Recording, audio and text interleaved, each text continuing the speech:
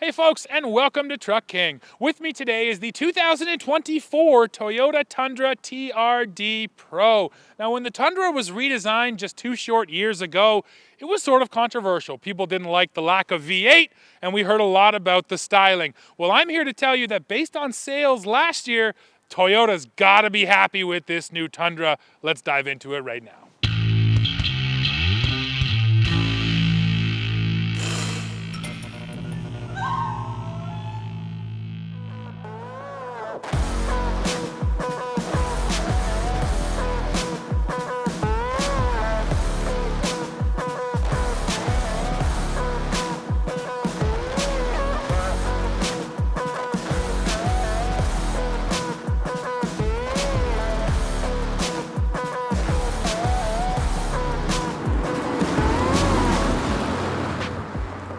Powering the Tundra TRD PRO is, of course, the Hybrid Max powertrain. This thing makes 437 horsepower and 583 pound-feet of torque. Now, that thing is a twin-turbo V6 hooked up to a hybrid setup. For 2024, the biggest change for the TRD PRO is the color. Now, as you might know, every single year the TRD PRO models get a unique color, and because these things started off in 2015, we should be up to 9 different colors now. And for 2024, it's called Terra. I might call it Rust. It depends sort of what your eyes tell you. Terra, of course, means earth. It is a bit of an earth tone. I'm okay with the color. I always kind of like the fact that the TRD PRO colors really stood out. The cavalry blue or that super bright inferno orange.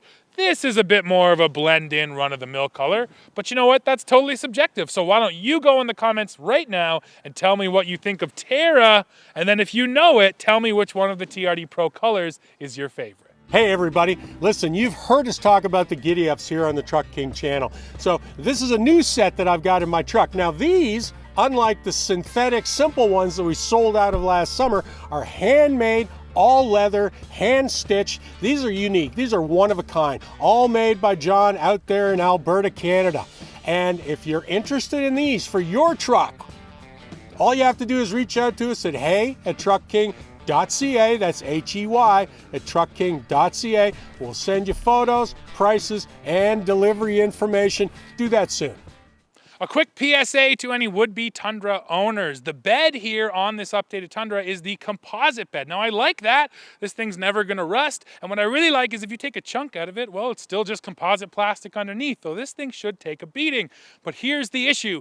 If you live in a place where it snows or you get any ice, this thing gets incredibly slippery. It does have a little bit of a grit, a little bit of a texture to it, but it's just frankly not enough, especially compared to any other spray bed liner on the market. So if you're going to get one of these trucks, I recommend you go to the accessories catalog and you get one of the rubber mats that you can buy straight from Toyota, or if you just want to go buy sort of a horse stall mat or a gym mat, one of those will work as well. Or if you're cheap, although these days I'm not sure that's so true, you can also get a piece of plywood. That's the real old school way. But even that should have a little bit more grip to it than this stuff does, especially when it gets wet and icy.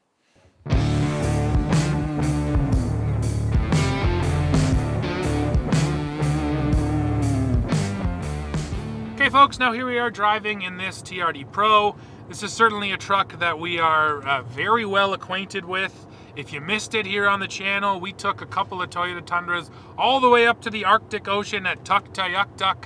We started down just north of Seattle, so that was a long drive. So we got lots of seat time in this thing, Dad. Tons. And that was right after it had come out, so it was still kind of fresh. And I'll just sort of share my kind of bullet points on the truck. I have no issue with the powertrain. I love the low-end torque you get out of this thing. The only thing, me personally, I miss from the V8 is the sound. Outside of that, the way this thing drives is great. And then the ride, I mean, we got rid of the leaf springs out of the back, went to coils. It made the Tundra a much more livable, everyday truck, which is the same thing I kind of said about the new Tacoma too, but I truly do feel that way. You still feel like all those things are true? I absolutely do, but you know, I'll also say they did manage to tune this exhaust, and considering it's a V6, I mean, it still sounds good. Fair enough. Here she goes. It goes, man. Yeah, I love that low-end torque. Yeah. So, I mean, that's the one thing Toyota does not skimp on. is power.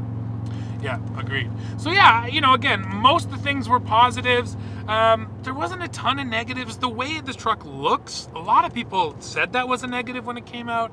I think like most designs, it kind of grew on most people. I don't think it's that controversial looking anymore. It's polarizing, but that's okay. It's the old story of either you love it or you hate it.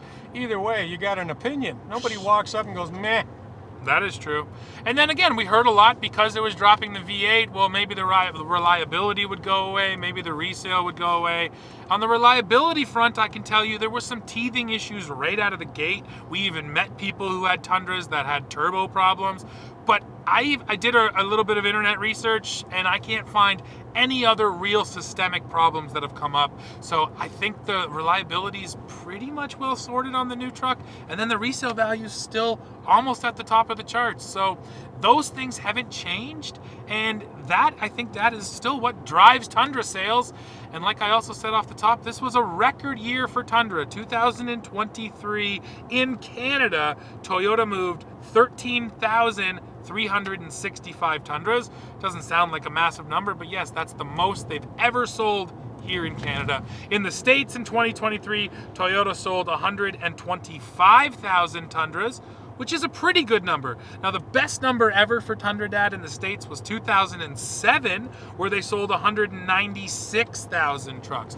But even so, 125 to 196, not a massive gap. So Toyota, I think, has to be thrilled with the way this thing has been selling. And generally, for the last 5 years, maybe a little more, they've done just over 100,000 units, and that's exactly how many Tundras they were building. They were selling every one they built, and I think that's still the case today. And actually now they even have more capacity because they moved Tacoma out of Texas and they moved it to Mexico. So that is all a long way of just saying that sales of the new Tundra have been good. So if you doubted it for a number of reasons, well, the market says that that was an incorrect thing to think. Well, the point has been made there. Tundra sales are strong, and I'm a big believer in looking at the sales. I do think they're going to tell you how the market is reacting, right? Now, not everyone thinks that, so that outside of the sales, let's just talk a little bit about how we think the Tundra fits into the marketplace. And I will say, first of all, that this is the first half-ton to go no V8. It totally dropped the V8 option. Ram has now followed suit. In 2025, you're no longer going to be able to get a V8 Ram, which is crazy to say because of all the brands. You think Ram would have kept the V8 longest, but no, it's gone twin turbo V6 only. So then I wonder if General Motors will ever move away from the 6.2 and the 5.3 V8s into a only turbocharged world. And then Ford, of course, the 5-liter V8 has been hanging around forever. Ford was super early on downsized turbocharged with EcoBoost, but they will not give up that 5-liter V8. So anyways, my point there is to say that's one of the things that makes the Tundra stand out is there is no V8 option. And then the other thing, in my opinion, that makes it stand out from the other trucks is the lack of leaf springs in the back. Of course, Ram has that as well, but it makes the truck ride nicer in everyday conditions. It also makes it squat more than other trucks, and this TRD Pro particularly is an offender when it comes to rear end squat. So that's something you have to pay attention to. So those things kind of in my head set the Tundra apart and might be a reason why you do buy this truck or maybe why you don't buy this truck. Well, folks, we have come to the end of this video. Now, I think you probably got this sense, but I will say that with this new generation, the Tundra has changed quite a bit from the way it rides with the new suspension to that twin-turbo hybrid powertrain. But one thing remains the same. This is still a hard-working truck, and you can tell that buyers are obviously recognizing that, and they appreciate, like always with the Toyota, the resale value. So folks, that's it for this one. Of course, I do need to hear from you. What do you think of this Tundra? Hey, have you bought one of these new Tundras? Please share your experiences down there in the comments below. And while you're down there, don't forget to hit like, hit subscribe, hit join to become a member of Truck King, and then come right back here to the channel to see what we're testing next. See ya.